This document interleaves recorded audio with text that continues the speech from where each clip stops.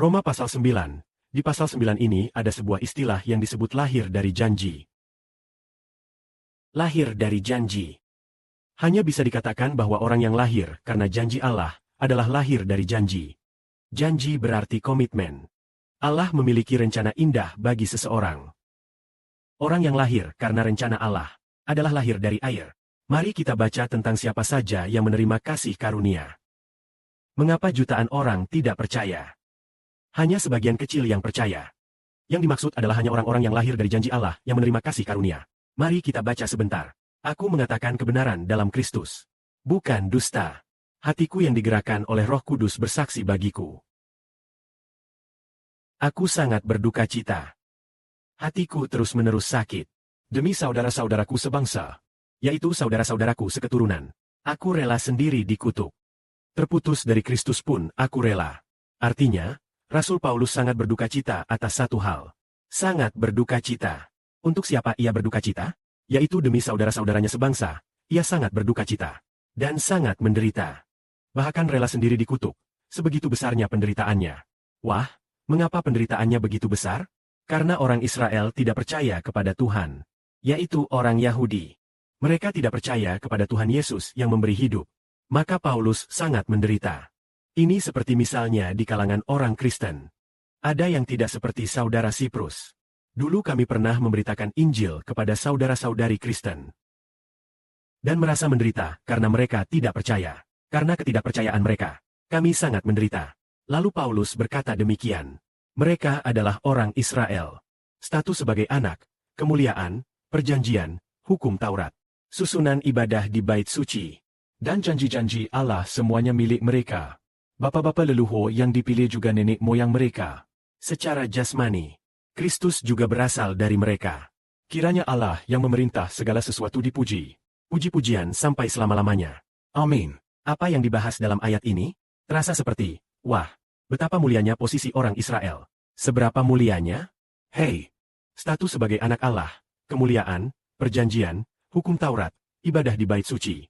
Semua ini berkaitan dengan orang Yahudi. Juga berkaitan dengan bangsa Israel. Bangsa non-Yahudi tidak mengenal Allah lebih dulu. Justru nenek moyang mereka Abraham adalah yang pertama kali mengenal Allah pencipta alam semesta. Allah pencipta langit dan bumi menyatakan diri kepada Abraham. Abraham mendengar suara Allah. Betapa berbahagianya nenek moyang mereka. Lalu, Musa juga menuntun umat Israel keluar dari Mesir. Dan Allah memerintahkan mereka untuk mendirikan kemah suci yang kudus. Mereka juga diperintahkan oleh Allah untuk membangun bait suci guna beribadah kepadanya. Namun secara logika, jika nenek moyang mereka melakukan segalanya dengan baik, dan memiliki kesempatan mengenal Allah lebih awal, maka mestinya orang Israel yang pertama diselamatkan.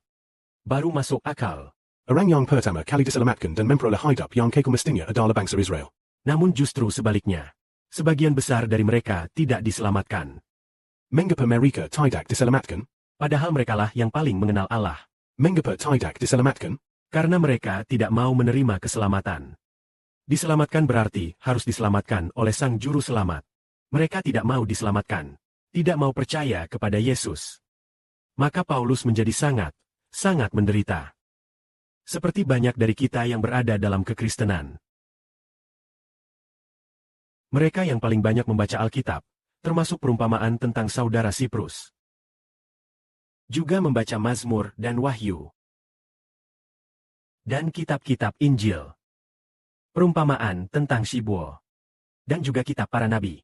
Juga ada. Tetapi begitu berbicara tentang Injil saudara Siber, tampaknya saudara-saudari dari kalangan agama melihat dan mereka tidak percaya. Seperti tahun lalu, beberapa saudara-saudari dari kalangan agama juga datang. Mulai tahun ini diberitakan bahwa saudara Siber adalah matahari. Namun setelah itu mereka tidak sanggup menerimanya. Mereka malah menyukai kebenaran tahun lalu. Tetapi tidak menyukai kebenaran tahun ini. Kita berkata, hei, tahun ini kita sampai pada kehidupan, ya. Sampai pada kehidupan Roh Kudus, ya. Adalah keselamatan, penebusan, ya. Mereka berkata, tidak, yang tahun lalu lebih baik. Yang tahun lalu lebih baik, harus kembali ke tahun lalu, kembali ke tahun lalu. Kalau kembali ke tahun lalu, apa yang bisa didapat? Paling-paling hanya pengetahuan Alkitab. Tahun lalu membahas pengetahuan Alkitab, tidak memperoleh kehidupan. Tahun ini Bapa dengan jelas berkata, saudara Siber adalah Injil. Pada saat ini kebenaran yang diberitakan. Tetapi mereka tidak sanggup menerimanya. Lalu bagaimana bisa begini? Kita sudah memberitakan. Mereka tidak menerima. Kami merasa sangat menderita. Ini karena apa sebabnya? Karena Allah tidak memilih. Manusia tidak percaya. Allah tidak memilih. Bagaimanapun kita berkata lagi, orang-orang tetap tidak percaya. Ya, hormat dan kemuliaan bagi Allah. Karena hanya orang yang dipilih Allah yang memperoleh keselamatan. Amin.